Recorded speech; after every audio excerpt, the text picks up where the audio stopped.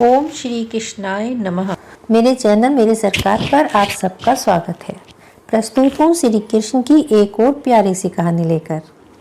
ये तो आप सब जानते ही हैं कि भगवान श्री कृष्ण ने गोकुल के ग्वालों और गोपियों के साथ मिलकर कितनी सारी लीलाएं की हैं। श्री कृष्ण कभी गोपियों की मटकी फोड़ते तो कभी उनके वस्त्र चुराते तो कभी ग्वालों के साथ मिलकर उनका माखन चुरा लेते और फिर सभी गोपियां मिलकर कृष्ण की शिकायत करने पहुंच जाती यशोदा मैया के पास और उन्हें श्री कृष्ण के खूब बुलाने देती। ऐसा बहुत बार होता था और यशोदा मैया बार बार ये उल्हाने सुनकर परेशान हो चुकी थी।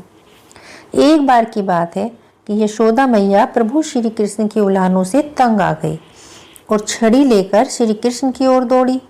जब प्रभु ने अपनी मैया को इतने क्रोध में देखा और देखा कि मैया छड़ी लेकर मेरी ओर दौड़ रही हैं, तो वह भी अपना बचाव करने के लिए भागने लगे। भागते भागते श्री कृष्ण एक कुम्हार के पास पहुंचे। कुम्हार तो अपनी मिट्टी के घड़े बनाने में व्यस्त था, लेकिन जैसे ही कुम्हार ने श्री कृष्ण को देखा वह बहुत प्रसन्न हुआ। कुम्हार जानता था कि श्री कृष्ण साक्षात परमेश्वर हैं। तब प्रभु ने कुम्हार से कहा कि कुम्हार जी, आज मेरी मैया मुझ पर बहुत क्रोधित है। मैया छड़ी लेकर मेरे पीछे आ रही है, मुझे कहीं छिपा दो। तब कुम्हार ने श्री कृष्ण को एक बड़े से मटके के नीचे छिपा दिया। कुछ ही क्षणों में मैया यशोदा भी वहां आ गई और कुम्हार से पूछने लगी, क्यों रे कुम्हार, तूने मेरे कन्हैया को कहीं देखा है क्या? कुम्हार ने भी कह दिया, नहीं मैया, मैंने कन्हैया को कहीं नहीं देखा। श्री कृष्ण यह सब बातें बड़े से घड़े के नीचे छिपकर सुन रहे थे और खूब खुश हो रहे थे। मैया तो वहां से चली गई। अब प्रभु श्री कृष्ण कुम्हार से कहते हैं, कुम्हार जी, यदि मैया चली गई हो तो मुझे इस खड़ी से बाहर निकालो। कुम्हार बोला, ऐसे नहीं प्रभु जी, पहले मुझे 84 लाख योनियों के बंधन से मुक्त करने का वचन दो।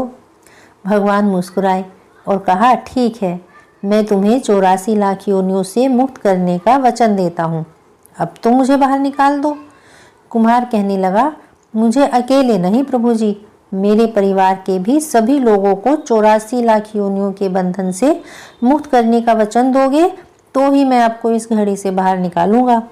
प्रभु जी कहते हैं, चलो ठीक है, उनको भी 84 लाख योनियों के बंधन से मुक्त होने का वचन देता हूँ, अब तो मुझे घड़ी से बाहर निकाल दो। अब कुम्हार कहता है, बस प्रभु जी, एक विनती और है, उसे भी पूरा करने का वचन दे दो तो मैं आपको घड़ी से बाहर निकाल दूंगा। भगवान बोले, वो भी बता दे, क्या कहना चाहते हो?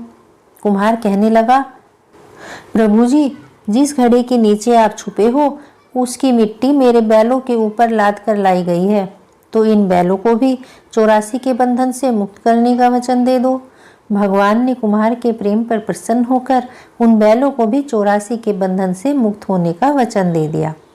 प्रभु बोले, अब तो तुम्हारी सब इच्छाएं पूरी हो गई, अब तो मुझे घड़े से बाहर निकाल दो। तब कुम्हार कहता है, अभी नहीं भगवान, बस एक अंतिम इच्छा और है, उसे भी पूरा कर दीजिए, और वह यह है कि जो भी प्राणी हम दोनों के बीच के इस संवाद को सुनेगा उसे भी आप 84 लाख योनियों के बंधन से मुक्त कर दोगे। बस यह वचन दे दो तो मैं आपको इस घड़ी से बाहर निकाल दूंगा।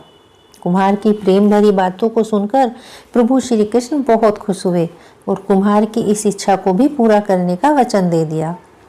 फिर कुम्हार ने बाल श्री कृष्ण को घड़ी से बाहर निकाल दिया, उनके चरणों में साष्टांग प्रणाम किया, प्रभु जी के चरण धोए और चरणामृत लिया और पूरी झोपड़ी में चरणामृत का छिड़काव किया और प्रभु जी के गले लगकर इतना रोया कि प्रभु में ही विलीन हो गए। जरा सोचिए, जो बाल श्री कृष्ण 7 कोस लंबे चौड़े गोवर्धन पर्वत को अपनी एक कन्नी उंगली पर उठा सकते हैं, क्या वो एक घड़ा नहीं उठा सकते थे? लेकिन बिना प्रेम रीझे नहीं नटवर नंद किशोर। कोई कितने भी यज्ञ करे, अनुष्ठान करे, कितने भी दान करे, चाहे कितनी भी भक्ति करे, लेकिन जब तक मन में प्राणी मात्र के लिए प्रेम नहीं होगा प्रभु श्री कृष्ण मिल ही नहीं सकते। तो भक्तों, अगर आप कृष्ण को पाना चाहते हैं तो प्रत्येक प्राणी से कृष्ण के समान ही प्रेम करना होगा, सबका भला सोचना होगा और सबकी सहायता के लिए हमेशा तत्पर रहना होगा। जय श्री कृष्ण, जय श्री राधे।